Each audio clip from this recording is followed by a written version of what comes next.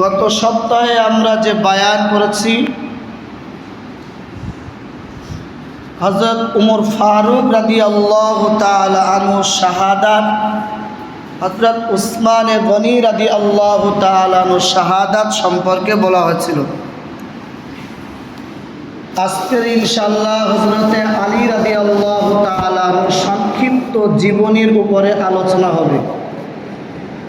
হযরত আলী রাদিয়াল্লাহু তাআলা আনহু এমন একজন ব্যক্তি যাকে বাদ দিয়ে ইমাম হাসান ইমাম হুসাইনের ঘটনা হয় না। বাপ বাদ দিয়ে ছেলেপিলের ঘটনা হবে কি করে? আগে বাপের ঘটনা শুনতে হবে, তারপরে ছেলেদের ঘটনা। যেহেতু আজকে দ্বিতীয় জুম্মা, এখনো তৃতীয় চতুর্থ জুম্মা হবে, আমরা ইনশাল্লাহ সে বিষয়ে আলোকপাত করব। হাদিস শরীফ থেকে যে হাদিসটি আমি পড়েছি, ওয়া আকদাহুম আলী, খুতবায় আমি পড়ি, আল্লাহ রাসূল সাল্লাল্লাহু আলাইহি ওয়াসাল্লাম বলেন, সবথেকে উত্তম সিদ্ধান্তকারী আর ভালো ফয়সালাকারী, উত্তম জজ হযরত আলী রাদিয়াল্লাহু তাআলা আনহু। এই উপাধি দিয়েছিলেন বিশ্ব নবী মুহাম্মদুর রাসূলুল্লাহ সাল্লাল্লাহু আলাইহি ওয়াসাল্লাম। কে সেই আলী? আল্লাহ নবী সাল্লাল্লাহু আলাইহি ওয়াসাল্লামকে মক্কার মানুষেরা যেদিন চক্রান্ত করে ঘরটা ঘেরাও করেছিল, ওরা আজকে নবীকে পেলে খুন করে দেবে, ওরা আজকে রসুলকে পেলে মার্ডার করে দেবে, ওরা আজকে নবীকে পেলে শেষ করে দেবে। আমি কোরআন শরীফ থেকে আয়াত পড়েছি, ওয়ামাকারু ওয়ামাকারাল্লাহ ওয়াল্লাহু খায়রুল মাকিরিন। মক্কার মানুষেরা চক্রান্ত করল, ওরা আল্লাহর নবীকে শেষ করে দেবে, খতম করে দেবে, নবীকে শহীদ করে দেবে। চক্রান্ত ওদের। ওয়ামাকারাল্লাহ, আল্লাহ চক্রান্ত করলেন, ওয়াল্লাহু খায়রুল মাকিরিন। তবে মনে রেখো, আল্লাহর চক্রান্তই কিন্তু জয়লাভ করে। ওদের চক্রান্ত বানচাল। আবু জেহেলের লোকেরা ঘরটা ঘেরাও করে রেখেছে। আল্লাহ নবী মুহাম্মদ রাসূলুল্লাহ সাল্লাল্লাহু আলাইহি ওয়াসাল্লাম, জিবরাইল আলাইহিস সালাতু ওয়াস সালাম নবীজিকে ডাক দিলেন, ও নবীজি, বাইরে বেরিয়ে দেখেন আপনার ঘরটা ঘেরাও। নবীজি বাইরে লক্ষ্য করে দেখলেন ঘর ঘেরাও করা আছে। আল্লাহ নবী সাল্লাল্লাহু আলাইহি ওয়াসাল্লাম হযরতে আলী রাদিয়াল্লাহু তাআলা আনহু, মূলত বলার উদ্দেশ্য হলো আলীটাকে, আমাদের নবীজির আব্বার নাম হলো হযরতে আব্দুল্লাহ, নবীজির চাচার নাম হলো আবু তালেব। আবু তালেবটাকে নবীজি ছোটবেলায় আব্বা হারালেন, আব্বাকে দেখেননি। 6 বছর বয়সে মাকে হারালেন। বাপ আর মাকে না পেয়ে যে চাচা নবীজিকে মানুষ করেছিলেন, আদর দিয়েছিলেন, যত্ন করেছিলেন, ওই চাচার অন্য কেউ না, উনি হলেন আবু তালেব। এই আবু তালেবের ছেলের নাম হলো হযরতে আলী রাদিয়াল্লাহু তাআলা আনহু। তারপরে বাপ আর চাচা, চাচা তো ভাই, ওটা চাচা তো ভাই। নবীজির আব্বার নাম আব্দুল্লাহ আর চাচার নাম আবু তালেব। তো চাচার ছেলের নাম আলী, তাহলে কি হবে? চাচতো ভাই না? আল্লাহ নবী মুহাম্মদ রাসূলুল্লাহ সাল্লাল্লাহু আলাইহি ওয়াসাল্লামের কাছে যারা ইসলাম গ্রহণ করলেন, সর্বপ্রথম যিনি মুসলমান হলেন তিনি হলেন হযরতে আবু বকর সিদ্দিক রাদিয়াল্লাহু তাআলা আনহু, প্রাপ্তবয়স্ক। আম্মা জানদের মধ্যে প্রথম মুসলমান হলেন আমাদের আম্মা জান হযরতে খাদিজাতুল কুবরা রাদিয়াল্লাহু তাআলা আনহা। বাচ্চাদের মধ্যে যিনি মুসলমান হলেন তিনি হলেন হযরতে আলী রাদিয়াল্লাহু তাআলা আনহু। নবীজির বিছানায় শুয়ে আছে, দুশমনেরা বাইরে ঘেরাও করে আছে। নবীজি বলছেন, আলী রে, মক্কা ছেড়ে মদিনার দিকে চলে যাব আলী, তবে মনে রেখো মক্কার মানুষেরা আমার কাছে আমানত দিয়েছে,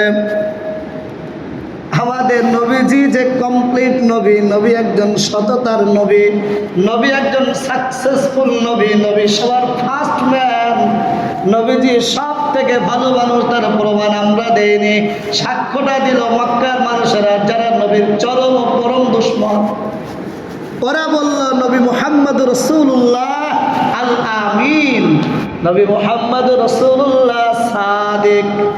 আল আমিন মানে আমানত রক্ষাকারী, যার কাছে আমানত দিলে আমানত ফেরত পাওয়া যায়, যিনি কখনো মিথ্যা কথা বলেন না, উনি as-সাদিক, সত্যবাদী। এটা মক্কার মানুষেরা বলেছিল, যারা নবীর চরম ও পরম দুশমন, ওরা বলেছিল আলী আমি তো চলে যাচ্ছি, আমানতগুলো রেখে গেলাম, সকালবেলায় আমানতগুলো লোককে দিয়ে দিও। নবীজি চাদরটা গায়ে দিতে, ওই চাদরটা হযরত আলী রাদিয়াল্লাহু তাআলা আনহুকে বললেন, আলী চাদরটা মুড়ি দিয়ে শুয়ে পড়ো, দুশমনেরা তোমাকে কোনো ক্ষতি করবে না। আল্লাহ নবী মুহাম্মদ রাসূলুল্লাহ সাল্লাল্লাহু আলাইহি ওয়াসাল্লাম বাইরে বার হলেন, হাতে এক মুঠো ধুলো নিলেন, ধুলো, আর নবীজি ওদের দিকে নিক্ষেপ করে দিলেন। সবার মাথায় ধুলো বালি পড়ে গেল, ওরা যেন হিপনোটাইজ মতো হয়ে গেল, কেমন যেন হয়ে গেল। সামনে দিয়ে নবীজি বার হয়ে গেলেন, আর কোরআনের আয়াত পড়লেন, ফাআগশাইনাহুম ফাহুম লা ইউবসিরুন। ওদের চোখে মুখে কেমন যেন ধুলো লেগে গেল, ওরা কিছুই বুঝতে পারল না। নবীজির সামনে দিয়ে চলে আসলেন। রাত তখন 12টা-1টা বাজে। কে যেন ওদের আওয়াজ দিয়ে বলছে, তোমাদের মিশন ব্যর্থ। যে মিশনে এসেছিলে তোমরা মুহাম্মদ রাসূলুল্লাহকে হত্যা করতে, সেই ব্যক্তি কিন্তু আর বিছানায় নেই, কিন্তু পালিয়ে গেছে। বললো পালাবে কোথার থেকে, আমরা তো ঘর ঘেরাও করে রেখেছি। আরে পালালো কোথার থেকে? বলছে ঘরে গিয়ে দেখো, ঘরে নেই। ওরা জানলা দিয়ে উকি মারল, দেখছে জলজান্ত মানুষ ওখানে শুয়ে আছে। ওরা ভাবছে তাহলে মানুষ তো সত্যি আছে, মিথ্যা কথা বলেছে।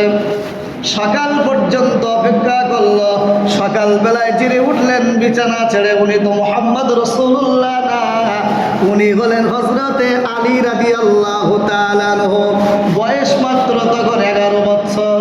ওরা আলীকে জিজ্ঞাসা করলো, আলী তোমার নবী কোথায় বলো, মুহাম্মদ রাসূলুল্লাহ কোথায় বলো। আলী বলছে আমি বলতে পারবো না, জানি না, তোমাদের সামনে দিয়ে গেছে, তোমরাই ভালো জানো, চলে গেছে তো। হযরত আলী রাদিয়াল্লাহু তাআলা আনহু মক্কার মানুষদের যা আমানত ছিল সেইগুলো পরিশোধ করলেন, দিয়ে মদিনার পথে হাঁটছেন। তখন তো হাঁটা রাস্তা, ছোট মানুষ, হেঁটে হেঁটে হেঁটে হেঁটে হেঁটে হেঁটে মদিনায় চলে গেলেন। আল্লাহ রাসূলের কাছে সংবাদ গেল, আপনার চাচাতো ভাই আলী এসেছেন মদিনায়। বলছে আমার কাছে ডাকুন। হাঁটতে হাঁটতে দুটো পা এমন ভাবে ফুলে গিয়েছে, নবীজি সামনে যাবেন এই অবস্থার নেই, পা দুটো ফোলা। ওগো আল্লাহ নবী, আলীর দুটো পা ফুলে গিয়েছে, আলী আর হাঁটতে পারে না। আল্লাহ নবী হযরতে আলী রাদিয়াল্লাহু তাআলা আনহুর কাছে আসলেন, আলীকে বুকে জড়িয়ে ধরলেন। নবীজির চোখ দিয়ে টপ টপ করে পানি গড়িয়ে পড়ছে। নবীজি থুতু মোবারক দিলেন, হযরতে আলীর পায়ে লাগিয়ে দিলেন। লাগানোর সঙ্গে সঙ্গে ব্যথাটা কেমন যেন কমে গেল। ইনি হলেন হযরতে আলী। কে সে হযরতে আলী? নবী ডাক দিলেন, আলী। বিয়ে হয়ে গেল হযরতে ফাতেমা তুজহরা রাদিয়াল্লাহু তাআলা আনহার সঙ্গে। সংসারটা বড় অভাবের। হযরতে আলী রাদিয়াল্লাহু তাআলা আনহা বলেন, ফাতেমা এত কষ্টে থাকতো, নবীর মেয়ে জানো, মেয়েটা নবীর মেয়ে, চাইলে বাপের কাছ থেকে অনেক কিছু নিতে পারত। নবীর মেয়ে তো কষ্টের মধ্যে আছে। সংবাদ পেল আব্বার কাছে গোলাম এসেছে, বাবার কাছে চলে গেল। নবীজি ওই দিন বাড়িতে নেই। আম্মাজান হযরতে আয়েশা সিদ্দিকা রাদিয়াল্লাহু তাআলা আনহাকে বললেন, আম্মা শুনেছি বাড়িতে গোলাম এসেছে। বলল অবশ্যই। আব্বা কোথায়? বললো আব্বা বাড়ি নেই। আব্বা যদি বাড়ি আসে সংবাদটা দেবেন, আপনার কলিজা টুকরি ফাতেমা এসেছিল। মেয়েটা একা একা বাড়ি কাজ করে, কোনো দাসী নেই। কাজের মেয়ে নেই, কোনো বুয়া নেই, একা রান্না করতে হয়, একা রুটি বেলতে হয়, একা বাসন মাজতে হয়, একা সব কিছু বাড়ির কাজ করতে হয়, একা পানি আনতে হয়, রশি দিয়ে পানি তুলতে হবে কুয়া থেকে। পানি তুলতে তুলতে হাতগুলো সব ফুলে গেছে। আম্মা আব্বাকে বলবেন কাজের যদি একটা লোক হয় ফাতেমার একটু উপকার হয় আর কি।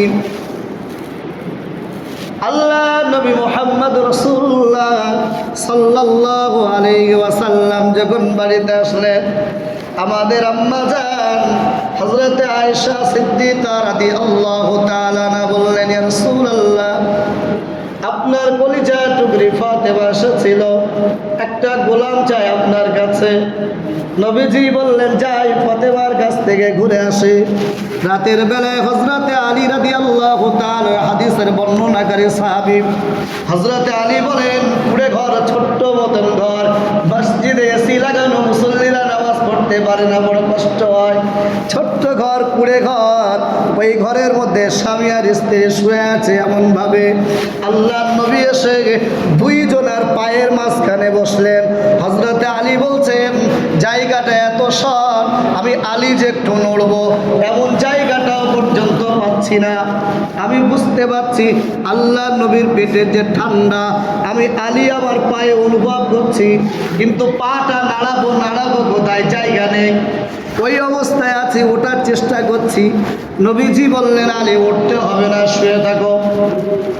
আল্লাহ নবী হযরতে ফাতেমাতুজ জহরা রাদিয়াল্লাহু তাআলা আনহাকে লক্ষ্য করে বললেন, মা, তুমি আমার বাড়ি গিয়েছিলে? জি আব্বা। কি জন্যে গিয়েছিলে তাও জানি, গোলাম আনতে গিয়েছিলে? জি আব্বা, গোলাম আনতে গিয়েছিলাম। কাজ করতে মা কষ্ট হয় বাড়ি। আব্বা, কাজ করতে তো স্বাভাবিক কষ্ট হয়। বললে, মা, কাজ করা মেয়ে, কাজ করতে হবে। মেয়ে হয়ে যখন জন্ম নিয়েছো কাজ করতে হবে। তবে গোলাম থেকে বড় উপকারী জিনিস কি একটা বলে দেব। গোলাম থেকে আরো উপকার হবে তোমার, এই জিনিস কি বলে দেব? ইয়া রাসূলুল্লাহ, ইয়া হাবিবাল্লাহ, বলে দেন, এর থেকে ভালো জিনিস কি আছে? নবীজি আমার বললেন, ফাতেমা যখন রাতের বেলায় শুতে যাবে, ঘুমাতে যাবে, রাতের বেলায় যখন ঘুমাতে যাবে, ঘুমানোর সময় 33 বার বলবে সুবহানাল্লাহ, 33 বার পড়বে আলহামদুলিল্লাহ, 34 বার বলবে আল্লাহু আকবার। এই আমলটা যদি করো মা, সকালবেলায় দেখবে সমস্ত ক্লান্তিগুলো সব দূর হয়ে গেছে। আমি বলছিলাম হযরতে আলীকে, এদের দুজনের সন্তান হল, আল্লাহ দুটো সন্তান দিলেন। একটার নাম হযরতে হাসান, আর একটার নাম হযরতে হুসাইন রাদিয়াল্লাহু তাআলা আনহু। হাদিস যেটা পড়েছি, নবীজি বলেছেন, ওয়াকদাহু আলী, সবথেকে উত্তম ফয়সালাকারী আর সিদ্ধান্ত নেওয়া ব্যক্তি, তার নাম হলো হযরতে আলী। সবচেয়ে বড় জজবান হযরতে আলী। লোকে গিয়ে প্রশ্ন করছে, হযরতে আলী, আপনার কাছে প্রশ্ন, এলেম জ্ঞান, জ্ঞান বড় না মাল দৌলত বড়, ধন সম্পদ? হযরত আলী বললেন, জ্ঞান, এলেম বড়। দলিল প্রমাণ বলছে, শোনো, আল উলামা ওয়ারাসাতুল আম্বিয়া, এলেম যার কাছে থাকে এ নবীর উত্তরসূরি, আর মাল যার কাছে থাকে এ ফেরাউনের উত্তরসূরি, কারুনের উত্তরসূরি, নমরুদের উত্তরসূরি। যে সম্পদ এমন একটা জিনিস, মাল এমন একটা জিনিস, চুরি হয়ে যাওয়ার ভয়ে থাকে। এলেম আর জ্ঞান এমন একটা জিনিস, চুরি হয়ে যাওয়ার কোনো ভয় নেই। মাল এমন জিনিস, লোককে দিলে কমে যায়। এলেম এমন জিনিস, মানুষকে বিতরণ করলে বেড়ে যায়।